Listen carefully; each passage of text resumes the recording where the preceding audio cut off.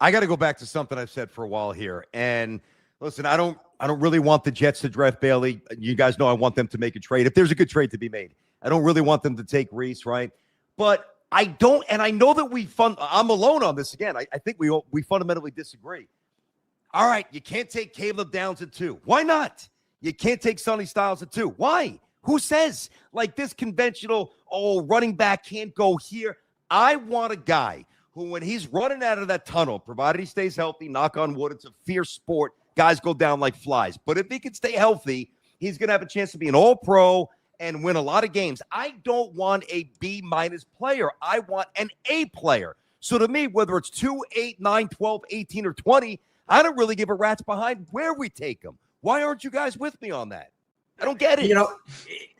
Let me just throw this in. It's a great point. I just wrote a story for ESPN.com. It's going to be coming out on that very subject.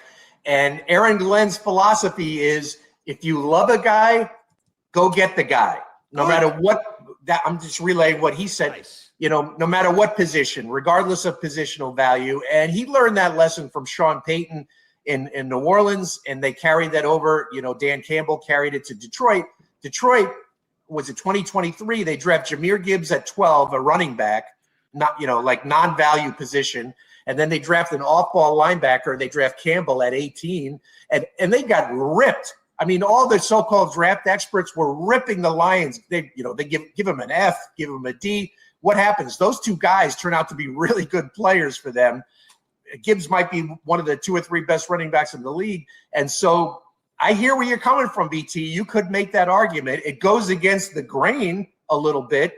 There's a difference between taking a guy at 18, an off-ball linebacker, and taking him at 2. I mean, that's a big difference there. Yeah. But in a draft where there's not a lot of great positional value at the top, and you have guys like Styles and Love and Downs, it's an interesting thought. I got to give you, good credit there. It's a good thought. I don't hate what you're saying, BT. I just think there's certain positions where I need to understand and look at positional value as a major factor. Like Jeremiah Love is probably going to be a very, very good running back. I don't think it makes sense for the Jets at 2. We just went through this with Saquon and the Giants in the same spot. But if they took Sonny Styles at 2, Rich, I'm telling you, there's not a single Jet fan that I think would be upset. I think he's the guy that the fan base really loves. And there's a lot of fans who would love them just to say, look, we need a wide receiver. Just take Carnell Tate at 2 and let's get a defensive player at 16. Or maybe we move up for a defensive player, and it's easier to go that way if you want to go offense at 2. I just think people aren't in love with Reese or Bailey, and if they took Styles or Tate, there'd be a lot of Jet fans who'd be totally fine with that. Reese and Bailey are good players. I don't know why BT's so down on Bailey. I mean, he's a good player, but Carnell Tate would be a mistake at 2. I mean, he's just not, and I've talked to a bunch of scouts, he's just not worth the second pick in the draft. To me, that would be a major reach. He is a wide receiver who wasn't even the best receiver on his team. He ran a tick slow at the combine, and, I just wouldn't pick a guy like that at number 2. Sonny Styles, could you make a case for him? He could be more than an off-ball linebacker. Some people think he could line up, and be a third down rusher off the edge. He's so versatile and so athletic. Maybe you could justify it there. So would not take the receiver at 2. Styles, I think I would have him in my conversation. Just real quick, Rich, think about this, right? So you and I are married, right? You go on a couple of dates with your wife. You want to love her. And when you find out that you love her, that's when you eventually get on a knee and you propose to her. I want to love somebody at 2. I don't dislike Bailey. I just don't love him. That's all. I would love him at 10, 12. All right, I could justify that. I need a dude at number 2 who's walking in and is changing everything. And I just don't think that Bailey's that guy. Matter of fact, we were talking off air about this. You watched the film against Utah. You watched him go against a guy who's going to go in the top 5, certainly top 10 of the NFL draft.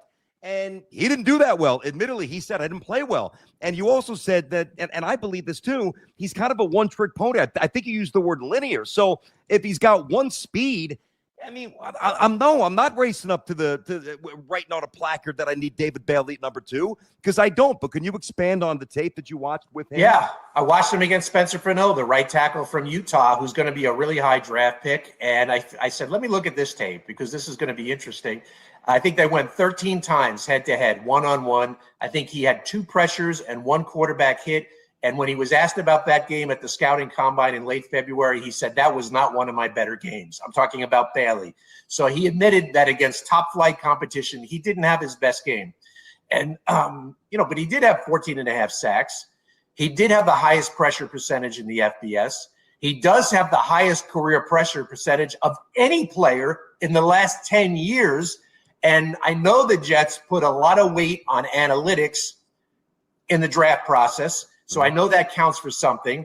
And so all that stuff is true. But what you said is also true. I just don't think it's a great draft at the top for super blue chip talent. You don't have those guys in this year's draft. You will next year. You don't have it this year. Send in any questions you have for Rich, BT, or myself, or a comment. We'll make sure we read them. Super chats will definitely be read. If you're just joining us, it's episode 3 of the Jets Collective, a brand new weekly Jets podcast. We are presented by Prize Picks. Download that Prize Picks app. Use code HMA, and if you put in $5, you'll get $50 instantly in lineups. Rich, I want to just follow up on the whole position value conversation that we're having here in terms of just how scouts see this draft class, because I know you're constantly talking with scouts. It feels like from the outside looking in, it's a down year. Is that the feel you're getting when you talk with people around the league, scouts, that this is not as talented of a draft class as we've seen in recent years? Well, it depends on the position. Like it's deep. Like wide receivers, you can get wide receivers. Like the second round is going to have a lot of wide receivers go. So you could find guys a little lower down in wide receiver. I think edge-wise, there's some good edge players that you could probably find in the first or second round. Someone gave me a couple of sleepers that the Jets might be interested in. I'm looking on my pad here to see if I could find them. And it depends. It really depends on the position. It just so happens that this year at the top, you have the quote the non-value positions like the running back, the off-ball linebacker, the safety, and then you got Reese, who's in his own category because he's a hybrid. He's kind of a linebacker who can play edge rush. So that's what makes this draft a little unconventional. We need the sleepers. That's gonna go everywhere. The Cimini sleepers for the New York Jets. It's a new segment. I like it. Malachi Lawrence from Central Florida, edge rusher. Someone gave me a little tip on him. 6'4", 260. The kid from Illinois, edge rusher Gabe Jackas, another sleeper who might be like a second or third rounder, and the cornerback, who I find very interesting. And I do think the Jets will draft a cornerback.